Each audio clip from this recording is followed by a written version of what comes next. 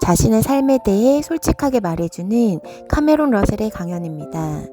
외모가 누군가의 인생에서 앞서 나갈 수 있다는 것은 놀라운 일이 아니지만 겉모습이 전부가 아닌 만큼 어디에서나 멋진 사람이 되고자 노력하는 우리가 되길 희망합니다.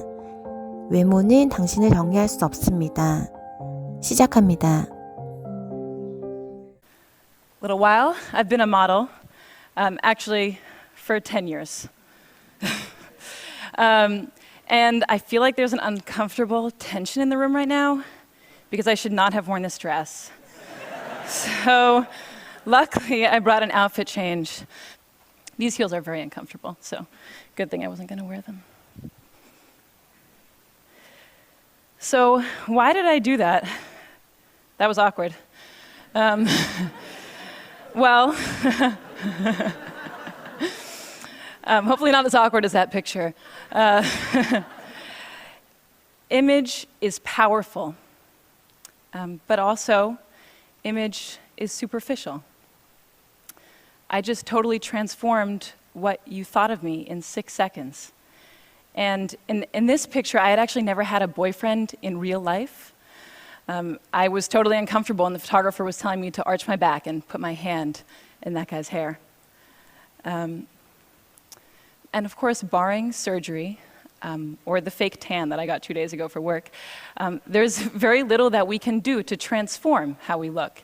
And how we look, though it is superficial and immutable, has a huge impact on our lives.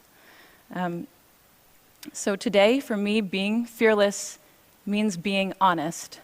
And I am on this stage because I am a model. I'm on this stage because I am a pretty white woman. And in my industry, we call that a sexy girl. And I'm going to answer the questions that people always ask me, but with an honest twist. So the first question is, how do you become a model? And I always just say, oh, I was scouted, but that means nothing.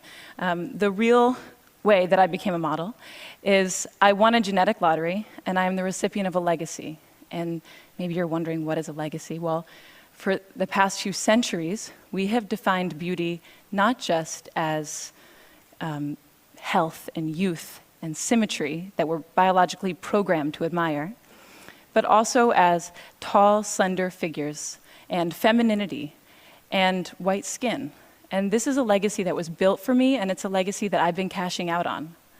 And I know there are people in the audience who are skeptical at this point, and maybe there are some fashionistas who are like, wait, Naomi, Tyra, Joan Smalls, Lou Wen, and first, I commend you on your model knowledge, very impressive.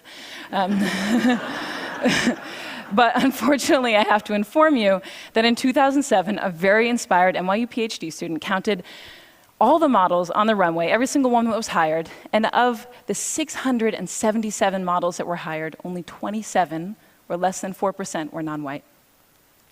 The next question people always ask me is, can I be a model when I grow up? And the first answer is, I don't know, they don't put me in charge of that. But the second answer, and what I really want to say to these little girls, is why? You know, you can be anything. You could be the President of the United States, or the inventor of the next internet, or a ninja cardiothoracic surgeon poet, which would be awesome, because you'd be the first one. If after this amazing list, they still are like, no, Cameron, I want to be a model, well, then I say, be my boss, because I'm not in charge of anything, and you could be the editor-in-chief of American Vogue, or the CEO of H&M, or the next Stephen Meisel. Saying that you want to be a model when you grow up is akin to saying that you want to win the Powerball when you grow up. It's, you know, out of your control, and it's awesome, and it's not a career path.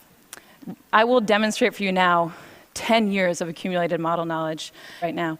So if the photographer is right there, and the light is right there like a nice HMI, and the client says, Cameron, we want a walking shot, well, then this leg goes first, nice and long, this arm goes back, this arm goes forward, the head is at 3/4, and you just go back and forth. You just do that. And then you look back at your imaginary friends, 300, 400, 500 times. It will look something like this. Hopefully less awkward than that one in the middle. That was, I don't know what happened there. Unfortunately, after you've gone to school and you have a resume and you've done a few jobs, you can't say anything anymore. So if you say you want to be the President of the United States, but your resume reads underwear model 10 years, people give you a funny look. The next question people always ask me is, do they retouch all the photos? And yeah, they pretty much retouch all the photos, but that is only a small component of what's happening. This picture is the very first picture that I ever took, and it's also the very first time that I had worn a bikini. And I didn't even have my period yet. I know we're getting personal, but I was a young girl. This is what I looked like with my grandma just a few months earlier. Here's me on the same day as this shoot. My friend got to come with me. Here's me at a slumber party a few days before I shot French Vogue. Here's me on the soccer team and in V Magazine. And here's me today. And I hope what you're seeing is that these pictures are not pictures of me, they are constructions.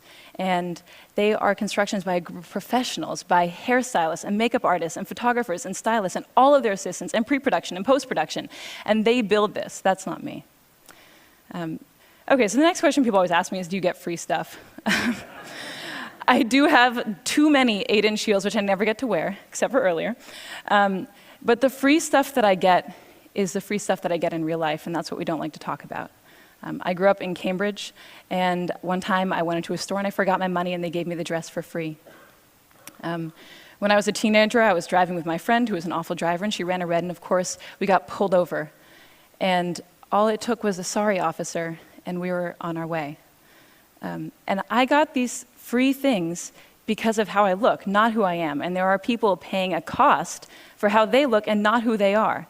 I live in New York, and last year of the 140,000 teenagers that were stopped and frisked, 86% of them were Black and Latino, and most of them were young men. And there are only 177,000 young Black and Latino men in New York, so for them it's not a question of will I get stopped, but how many times will I get stopped, when will I get stopped? When I was researching this talk, I found out that of the 13-year-old girls in the United States, 53% don't like their bodies. And that number goes to 78% by the time that they're 17. So the last question people ask me is, what is it like to be a model? And I think the answer that they're looking for is, if you are a little bit skinnier and you have shinier hair, you will be so happy and fabulous. And when we're backstage, we give an answer that maybe makes it seem like that. We say, it's really amazing to travel, and it's amazing to get to work with creative, inspired, passionate people. And those things are true, but they're only one half of the story, because the thing that we never say on camera, that I have never said on camera, is I am insecure. And I'm insecure because I have to think about what I look like every day.